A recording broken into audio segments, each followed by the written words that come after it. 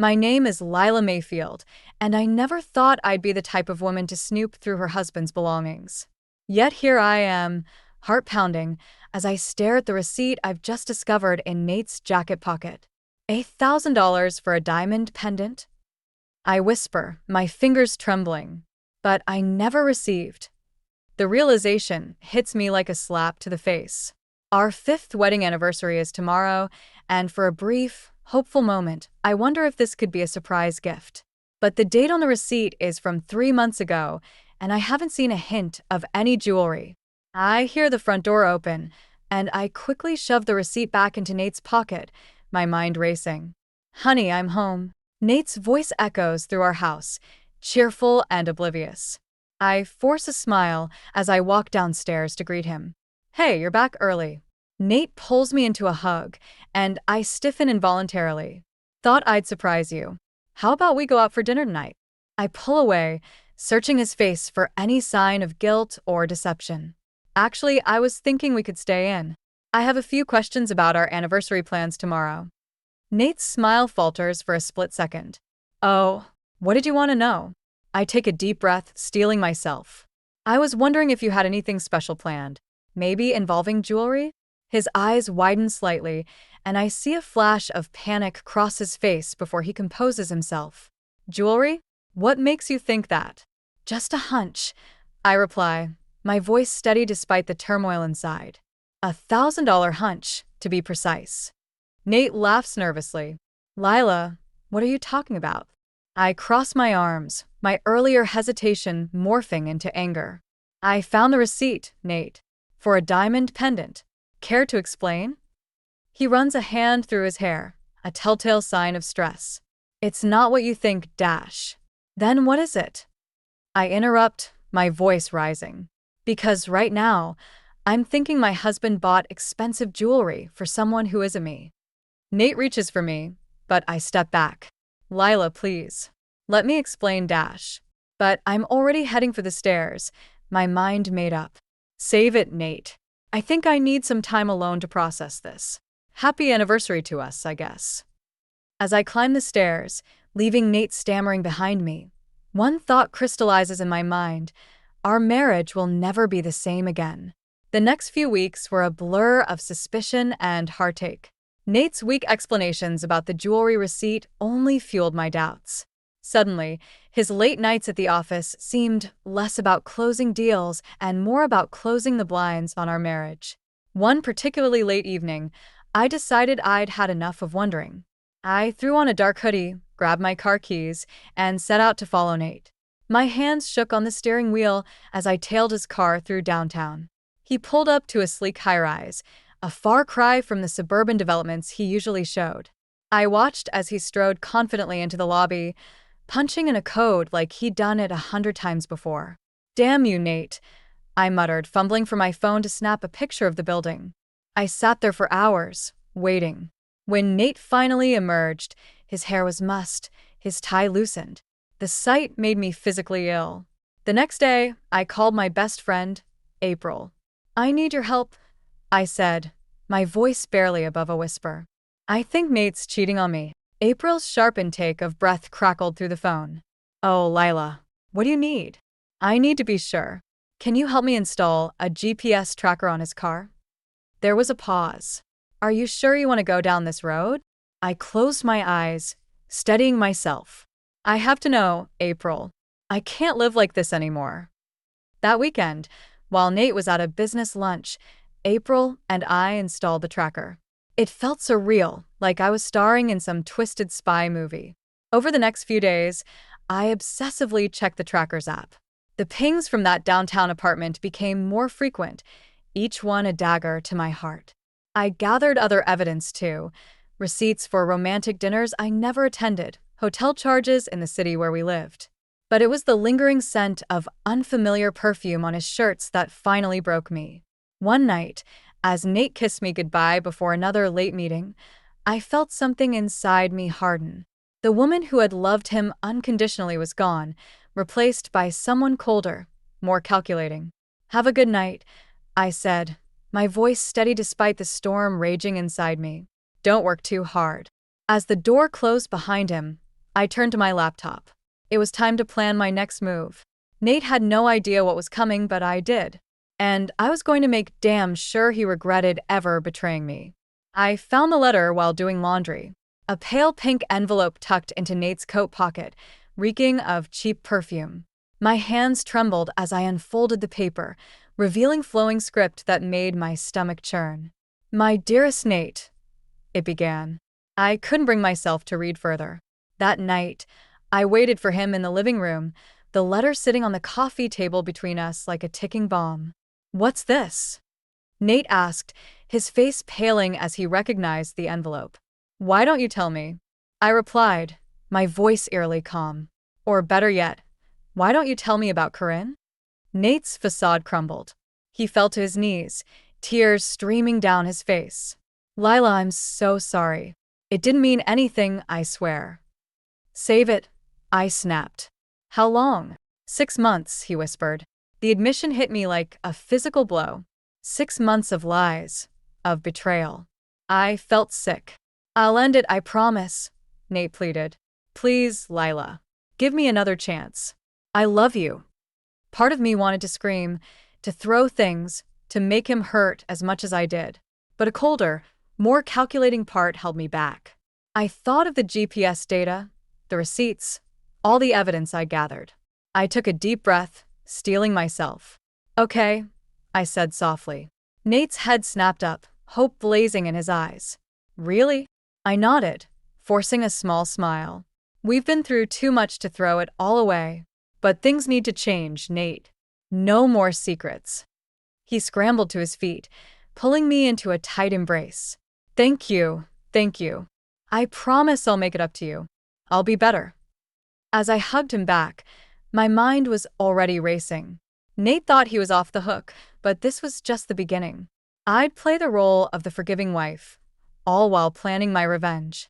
Later that night, as Nate slept soundly beside me, I slipped out of bed and opened my laptop. My fingers flew across the keyboard as I typed out a message to April. "It's worse than we thought," I wrote. "But I have a plan. Can you meet tomorrow?" April's reply came almost instantly. "I'm here for you, whatever you need." I closed the laptop, a grim smile playing on my lips. Nate and Corinne had no idea what was coming. They'd played their game, thinking they were so clever. Now it was my turn, and I intended to win. I took a deep breath, smoothing down my dress as I entered the trendy downtown cafe. My eyes scanned the room, finally landing on a young woman with honey blonde hair. "Corinne?" "Corinne?" I asked, approaching her table with a warm smile. "I'm Lila, Nate's wife. It's so nice to finally meet you." Corinne's eyes widened in shock. "Lila? I didn't expect." I slid into the seat across from her, maintaining my friendly demeanor. "Oh, Nate's told me so much about his new interior design client. I just had to meet you myself." Corinne's face cycled through a range of emotions: confusion, fear, and finally, a forced smile. "Of course, yes. The design project." As we chatted, I carefully steered the conversation, dropping subtle hints about Nate's character. "He's always been so ambitious," I mused. "Sometimes I worry he takes on more than he can handle." Corinne shifted uncomfortably. "He seems very dedicated." "Oh, he is," I agreed, leaning in conspiratorially. "But between you and me, I sometimes wonder if he's really ready to settle down. He's always chasing the next big thing, you know?" I watched as doubt flickered across Corinne's face. I hadn't thought about it that way. As our meeting drew to a close, I gave Corinne a warm hug. "We should do this again sometime. It's so nice to have another woman to talk to about Nate." Walking away, I could feel Corinne's eyes boring into my back. The seeds of doubt had been planted. Later that evening, I casually mentioned my lunch to Nate. "I met the loveliest woman today, your new client, Corinne. We had such a nice chat." Nate's fork clattered to his plate. You met Corinne?" I nodded, feigning innocence. "She seems sweet. A bit young though, isn't she? I hope she's not getting the wrong idea about your working relationship." Nate's face paled. "What do you mean?" I shrugged, standing to clear the dishes. "Oh, nothing. Just girl talk." But you might want to be careful. You know how some people can misinterpret things. As I walked to the kitchen, a small, satisfied smile played on my lips. I could practically hear the gears turning in Nate's head, panic setting in. That night, I lay awake, listening to Nate toss and turn beside me. My plan was working perfectly. Corinne was questioning Nate's commitment, and Nate was terrified of being exposed. Little did they know, this was just the beginning. The real fireworks were yet to come. I smoothed the tablecloth for the 100th time, my heart racing with anticipation. Everything had to be perfect for tonight's dinner, the final act in my carefully orchestrated play. "Are you sure about this?" April asked, helping me arrange the place settings. I nodded, a grim smile on my face. It's time they both faced the music. The doorbell rang, and I took a deep breath. That'll be Corinne. Remember, not a word about knowing anything. I opened the door, greeting Corinne with a warm hug. "I'm so glad you could make it. Nate will be thrilled." Corinne's smile was strained. "Thanks for inviting me. I wasn't sure if I should come." "Nonsense," I said, ushering her in. "We're all friends here." As we chatted in the living room, I heard Nate's key in the lock. "Showtime." "Honey, I'm home," Nate called out. "Something smells great." He froze as he entered the room, his eyes darting between Corinne and me. "Look who stopped by, darling," I said sweetly. "Isn't it nice of Corinne to join us for dinner?" Nate's face paled. Yes, of course." How? Unexpected. Throughout dinner, I watched them squirm, exchanging panicked glances when they thought I wasn't looking. I kept the conversation light, peppering it with inside jokes and anecdotes that only someone intimately familiar with Nate's life would know. As I cleared the plates, I overheard Corinne hissing at Nate. "What is this? Does she know?" "I don't know," Nate whispered back. "Just act normal." I returned with dessert and a stack of papers. "Before we eat, I have a little surprise." Nate's eyes widened as I placed the documents in front of him. "What's this?" "Oh, just some paperwork I need you to sign," I said casually. "Divorce papers, to be exact. And a little agreement we've worked out." The color drained from Nate's face. "Divorce? Lila, what are you talking about?" I turned to Corinne, whose mouth was hanging open in shock. "I'm sorry, dear. I thought he would have told you by now. Nate and I are separating because of his affair with you." You knew?" Corinne stammered. I nodded, my voice ice cold. "I've known for weeks. Every lie, every secret meeting. It's all documented here." Nate reached for the papers with trembling hands. "Lila, please. We can work this out." I leaned in, my voice low and dangerous. "Oh, we will work it out, Nate. But it'll be on my terms now." As I watched their world crumble, a sense of grim satisfaction washed over me. The trap had been sprung, and there was no escape. The room fell into a tense silence as I laid out the evidence on the dining table. Photos, receipts, GPS logs, a damning chronicle of Nate and Corinne's affair. "How could you?" Corinne whispered, her eyes darting between Nate and me. "You told me she knew, that you were separated." Nate's face contorted with panic. "Corinne, I can explain." "Save it." I cut in, my voice sharp. "I think we've all had enough of your explanations, Nate." I turned to Corinne, softening my tone slightly. "I'm sorry you got caught up in this. But you deserve to know the truth about the man you've been seeing." Corinne's eyes welled with tears as she absorbed the full extent of Nate's deception. She grabbed her purse and bolted for the door, leaving Nate and me alone in the wreckage of our marriage. "Lila, please," Nate begged, reaching for my hand. I jerked away from his touch. "Don't," I warned. "You've lost the right to ask anything of me." I slid a thick document across the table. "Here's how this is going to work. You're going to sign these papers, agreeing to my terms for our divorce."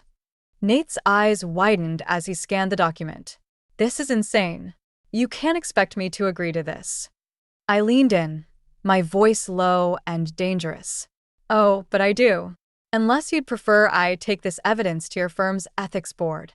I wonder how many clients you'd keep once they learn about your indiscretions." The color drained from Nate's face. "You wouldn't. Try me," I challenged, my gaze unwavering. For a moment, I saw a flicker of the man I'd fallen in love with, vulnerable, uncertain. But it vanished quickly, replaced by the coward who'd betrayed me. "What choice do I have?" he muttered, reaching for a pen. As Nate signed away his future, I felt a mix of triumph and sadness. This was victory, but at what cost?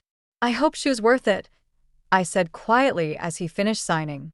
Nate looked up, his eyes filled with regret. "Lila, I held up a hand, silencing him. "Save it, Nate. We're done here."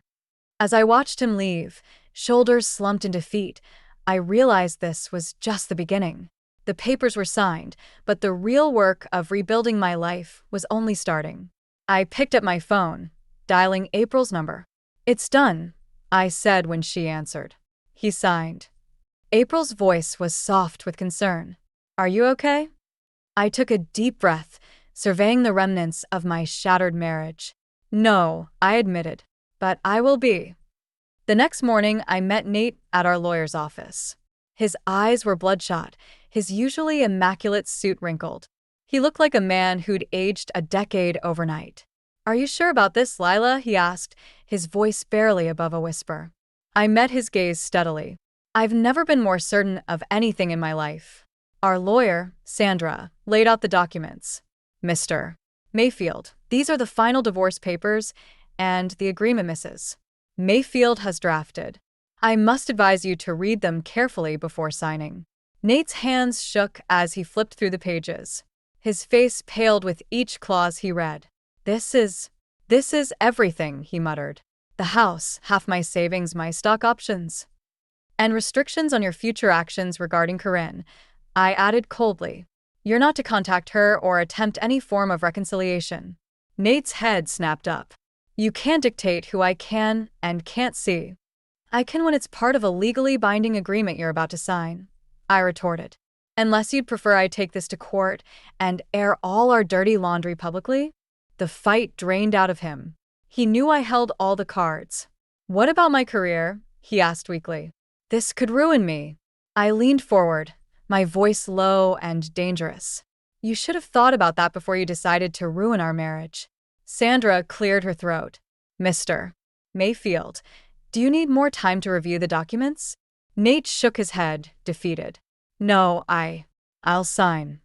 As he scrawled his signature on each page, I felt a mix of emotions wash over me. Relief, vindication, but also a deep, aching sadness for what we'd lost. When it was done, Nate looked up at me, his eyes brimming with unshed tears. "I truly am sorry, Lila, for everything." For a moment, I saw a glimmer of the man I'd fallen in love with, but it was too late. The damage was done. "I know," I said softly, "but sorry isn't enough this time." I gathered my things and stood to leave. At the door, I paused and looked back at Nate, slumped in his chair, a broken man. "Goodbye, Nate," I said. "I hope you find what you're looking for." As I walked out of the office, I felt a weight lift from my shoulders. The papers were signed, the agreement sealed. It was over. My phone buzzed with a text from April. "How did it go?" I took a deep breath, feeling the first stirrings of freedom. "It's done," I replied. "Time to start my new life." 6 months after the divorce, I stood in my new apartment, surrounded by boxes and the promise of a fresh start. The view of the city skyline reminded me how far I'd come. My phone buzzed with a text from April. "Turn on the news. Channel 5. Curious, I flipped on the TV. There, in high definition, was Nate's face, looking haggard and defeated. Real estate mogul Nathan Mayfield has filed for bankruptcy following a series of failed investments and personal scandals, the anchor announced. I watched, a mix of emotions swirling inside me. Part of me felt vindicated, seeing the man who'd betrayed me facing the consequences of his actions. But another part ached for the person I'd once loved. The report continued, detailing Nate's fall from grace.